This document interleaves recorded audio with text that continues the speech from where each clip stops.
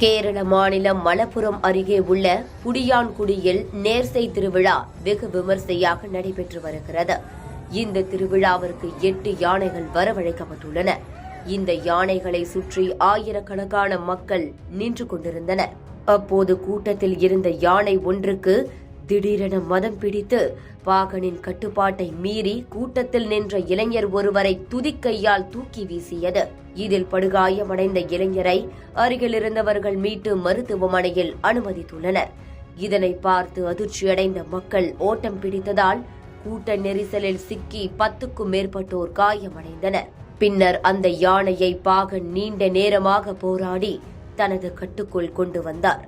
மதம் பிடித்த யானை இளைஞரை தூக்கி வீசும் வீடியோ காட்சிகள் வெளியாகி காண்போரை அதிர்ச்சியில் உறைய வைத்துள்ளது.